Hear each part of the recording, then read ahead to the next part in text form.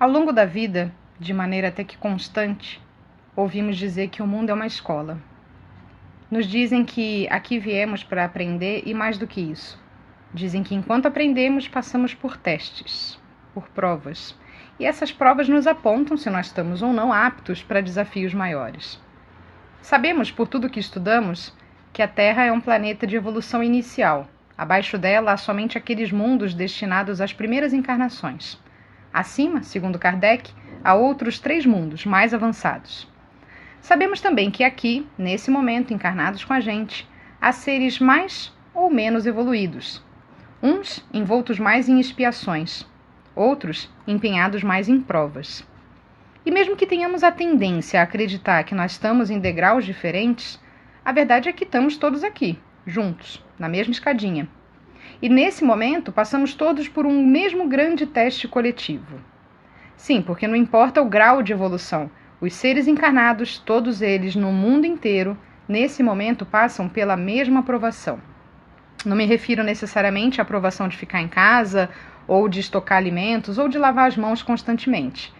Me refiro à grande missão que todos temos de não baixarmos a nossa vibração nesse momento de epidemia, de nos mantermos elevados, de vibrarmos longe dessa frequência do medo, do pânico, do desespero.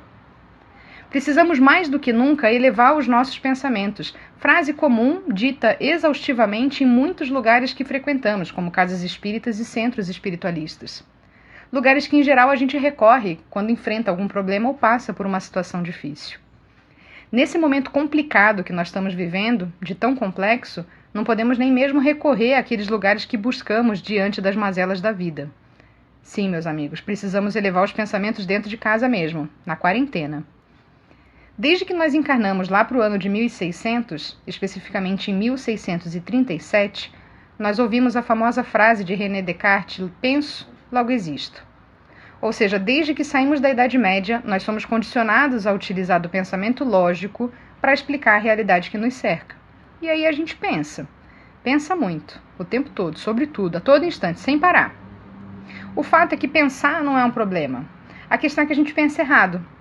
Nós somos condicionados por uma série de fatores a pensar de maneiras que não são construtivas. E aí nós vemos presos a criações feitas por nós mesmos que servem muitas vezes para adiar o nosso progresso ou para piorar uma determinada situação, como é o caso atualmente. Queridos, pensamento é criação, literalmente. Kardec dizia que os maus pensamentos corrompem os fluidos espirituais como os miasmas deletérios corrompem o ar respirável. O que isso significa? Imagine você jogar toneladas de areia de um avião, ou glitter, ou fumaça preta de poluição, o que for mais agradável para sua mente visualizar. Assim acontece com os pensamentos. Lembre-se de que nós somos feitos de energia, somos seres fluídicos, vibrando numa certa intensidade que até nos faz acreditar que nós somos sólidos, imersos em outros fluidos que servem como condutores de tudo aquilo que emanamos, com os nossos pensamentos, nossos sentimentos, nossas ações, etc. E aí os bons pensamentos me envolvem em luz, em vibrações elevadas que geram bem-estar para mim e para quem se aproxima de mim, e o contrário também é verdadeiro. Os maus pensamentos geram alterações vibratórias desagradáveis. O mal-estar pode ser psíquico e até físico. Prova disso é que tem muita gente se achando infectada pelo coronavírus, mas é só o desespero que faz a pessoa ter os sintomas da doença. Bom, então, em torno de uma pessoa, de uma família, de uma casa, uma cidade, de um país, em torno do mundo, existe uma atmosfera espiritual fluídica que varia vibratoriamente segundo a moral dos espíritos a que se refere. A essa atmosfera fluídica se associam seres encarnados e desencarnados que tenham tendências morais e vibratórias semelhantes. Semelhante atrai semelhante. É sintonia e afinidade o tempo todo, não esquece. Então imagine que uma pessoa entregue ao pessimismo, à angústia, aos maus pensamentos, tem em volta de si uma atmosfera carregada, escura, e para perto dela se aproximam inúmeros outros seres igualmente doentios. Aí aumentam a angústia, a tristeza, a desesperança, porque é você ali e mais uma galera junto. Imagine o mundo inteiro vibrando no desespero, porque, sei lá, um vírus se transforma numa pandemia, que é quando ele atinge todos os continentes do globo. Imagina só a densidade desses pensamentos sombrios cobrindo toda a atmosfera terrestre. Ou seja, com os nossos pensamentos de medo, de angústia, como se não bastasse o mal que isso gera por si só, nós estamos trazendo para dentro das nossas casas, para o nosso lado, outros seres que vibram em igual sintonia e que estão ali porque, de certa forma, eles foram atraídos para ali. Sabe os bichinhos que voam direto para a lâmpada em dias quentes? É mais ou menos assim. A diferença é que nós somos a lâmpada, muitas vezes sem muita luz, e aqueles que se aproximam, eles não se queimam e nem morrem. Ao contrário, eles sugam a nossa energia e se alimentam dessas poucas energias que nós ainda temos. Pensa na gravidade desse ciclo vicioso. E mais importante do que prestarmos atenção ao nosso pensamento, àquilo que pensamos, é preciso também observar o sentimento que acompanha um determinado pensamento. O pensamento cria, o sentimento molda. Imagine então que nessa atmosfera que nos cerca, resultante daquilo que pensamos e sentimos, e também do tipo de espíritos que nós atraímos para perto de nós, existem algumas criações mentais modeladas em matéria fluídica ou matéria astral, e essas criações são resultado da ação da mente sobre essas energias mais sutis que estão à nossa volta. E elas criam formas que são correspondentes ao pensamento externado. O nome disso é forma-pensamento, ou ideoplastia. Formas-pensamento podem ser boas ou ruins, positivas ou negativas. O que vai determinar a qualidade dessas formas são os pensamentos que criaram elas. Não esquece que as energias que nos rodeiam são altamente plásticas e extremamente sensíveis à ação das ondas mentais. O nosso pensamento em vibração atua sobre essas energias, dando forma, cor, brilho e outras características que são correspondentes à natureza e à essência daquilo que nós pensamos. Se um pensamento é passageiro, ele vem e vai embora, não chega a criar nada, ou se cria, logo dispersa. Mas quando um pensamento é insistente, revivido continuamente, a forma criada se estabelece e fica cada vez mais forte. Aí essa forma se alimenta do seu criador, o sujeito que está lá com os pensamentos repetitivos, negativos, e isso leva ele a pensar mais no assunto, intensificando ainda mais aquela ideia e projetando sobre ele fluidos que ele tenha sintonia, até chegar ao ponto que ele não consegue mais se desvencilhar da sua própria criação. E aí a mente dele passa a ser preenchida apenas por aquela ideia. Monoideísmo, a tal ideia fixa. E você acha que para por aí? Para nada. Os nossos obsessores, que são os carinhas que lá no passado a gente matou, maltratou, enganou, e que muitos estão aqui pertinho da gente, aproveitando cada brechinha, cada pensamentinho idiota que a gente tem para nos chicotear, eles conseguem ver as formas que nós criamos e alimentamos e usam essas formas contra nós. Os nossos obsessores se valem delas para nos assustar, para nos atormentar, para drenar as nossas energias. E sem muito esforço, né? Só eu sei os monstros que eu crio. Eu crio e ainda dou de bandeja para os meus obsessores usarem contra mim. Faz sentido? Imagina só você criar um cachorro bravo, um Rottweiler, alimentar o bicho, e depois um bandido usa o cachorro contra você para te assaltar. É isso que acontece. Aí você pensa, nossa, forma-pensamento é monstrinho mesmo, né? E eu digo, sim. Inclusive tem nome. Larvas, vibriões psíquicos, aparelhos astrais.